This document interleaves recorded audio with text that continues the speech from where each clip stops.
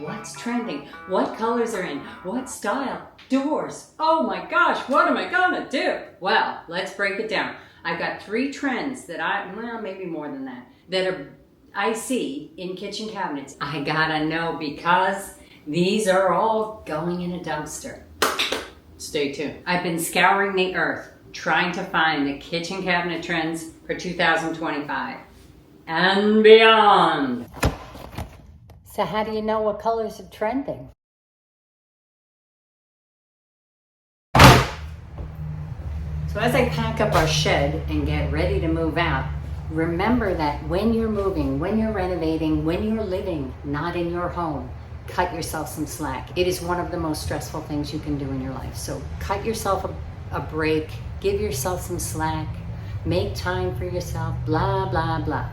Now let's get on to the colors. I have a Babe Ruth moment. I am pointing to it. I'm telling you right now. Why am I yelling? When I look at trends, I like to go to a lot of showrooms and especially the custom places because that's where you're going to see people that have a little bit of disposable income and what they're doing and what their designers are taking risks on and experimenting with. A lot of it is wacky and I would never put it in my house, and these people don't really live in these houses, they visit them. But there are some things that come through that resonate with us and that stick, like wallpaper. In 2000s, I was seeing wallpaper all over Brooklyn in the really high-end remodels on Ocean Parkway. And then we started to see it on Pinterest, on Instagram, and now we've got peel and stick wallpaper. So some of these wacky things that are going on in the luxury high-end market will make their way down to the Gen Pop. That's you and me. And what I have been seeing is the color red. And I don't mean red like your cherry cabinets. I mean red like your natural walnuts, your hickories, your honey oaks. And if you think about it, it makes sense with the history of trends because they repeat themselves. Every 20 to 30 years, we start to see trends, colors come back. Now, they don't come back the same. We're not all going to be wearing bell bottoms and putting patchouli all over ourselves.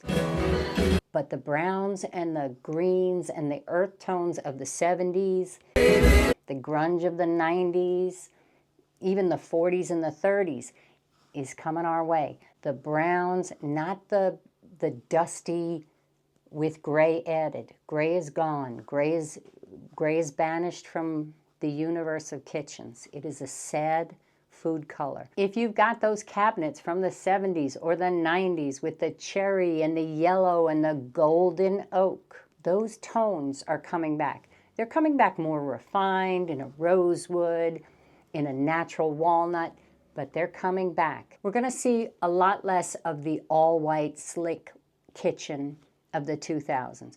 Less of the decorator white of Benjamin Moore and more of the creamiers, the Cheviots and the pure whites and alabaster and those kinds of whites that are a little bit softer to the eye, a little less harsh, a little warmer to go with the browns. It's a natural progression. We had the whites of 2000 in the slick operating room kitchens, and then we went to the gray and the sadness of 2010s and into 2020s.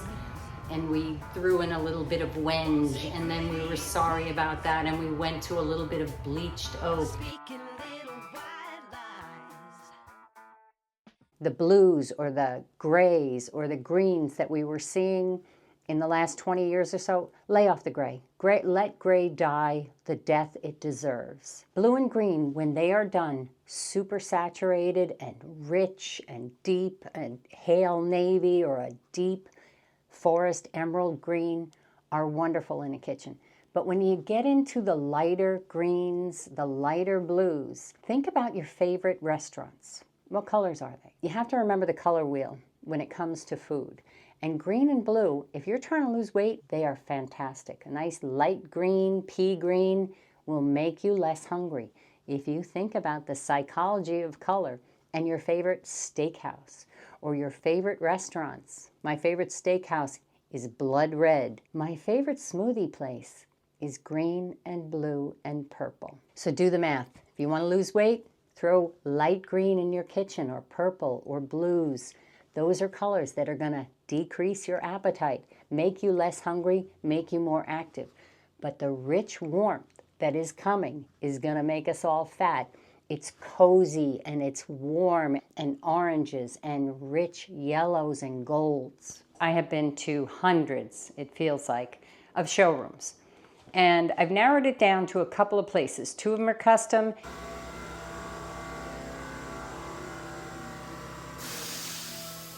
And one of them carries a couple of lines. It's got a lot of master brand cabinet companies. So Master Brand is one of the Illuminati kitchen cabinet companies. Omega, Dynasty, Kitchen Craft. They've got another one called Nova. And this one I know is, this one's good too. WF, what the heck is that name again? What the fuck Cabinetry? Not a good rebranding, WF. It was Wellborn. A lot of custom places where you're gonna see cutting edge stuff. I'm not a trendy person by nature, but it is important to know what's current because you want your house to hold its resale value. You also don't want to look like an idiot, like I don't know what Ohio is when my teenager is saying it. We want to keep up on trends. We want to take what we like from them and then move on. And there's a lot of junk. There's a lot of rinse and repeat, buy something new, disposable furniture, that kind of thing. But when it comes to kitchen cabinetry, we're talking about something that's going to be with you for at least 10 years. So you want to pick something that's timely, that's not going to date your kitchen, that you're not going to feel like pickled oak from the 80s. Happy shopping on that. Next up, new construction kitchens and first floors in general, on average, are 9 feet in height. I am seeing an increase in the size of uppers. It used to be that if you wanted anything more than a 42, you were going to end up having to stack boxes in order to reach the height of the ceiling. And now a lot of companies are offering a 48 or a 54-inch upper so that you can have one door that goes all the way to the ceiling with no soffit. My only caveat with this is to be careful because a 54-inch door is still thin, and if you've got a shaker door, only those rails are 3/4 of an inch thick. That little middle piece is only a 1/4 inch thick. Hinges and wood over time like to wave. So be careful with the uppers. Make sure that they're good quality, they're strapped, and you've got plenty of hinges on them. They should probably have 3 hinges at that height in order to carry the weight of the door and for the door not to warp. I have red, I've got the uppers. Oh, have you noticed the cabinetry's gotten a little sleeker these days? In olden days, we called it full overlay. There's basically 3 types of construction for your cabinet box. So you've got the inset, where the drawers and the doors sit within the frame. The half overlay, which has been popular for probably the last 30 or 40 years, and the full overlay, or what they call the frameless box, like a European box. And that's the one that's taking everyone by storm. Every showroom I was in had new displays with frameless boxes. So that clean look where you see very little reveal between doors and drawers, between each box. Full overlay or a frameless box means that the frame of the door and the door itself are going to sit even with each other. So there's no overlap. You don't see a little bit of a reveal. The frameless boxes have a clean and contemporary look.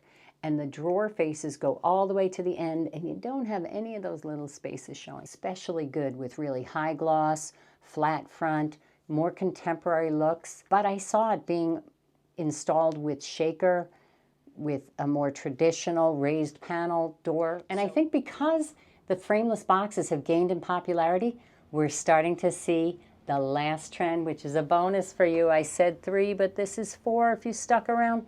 That's edge profiles. Edge profiles have been square for 30 years. Square has been winning for 30 years. A square, plain, boom, edge profile. I've done it 1,000 times. I've recommended it 1,000 times.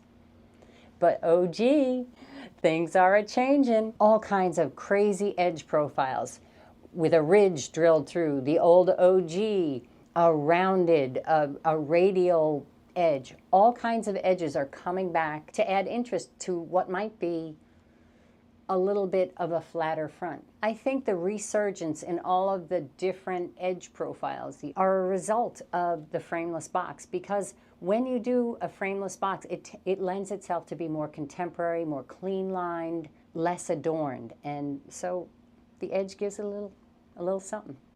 So there's my 3. I'll have more as I continue to shop, so stick around, stay tuned, subscribe, do all the things. Thanks so much for watching.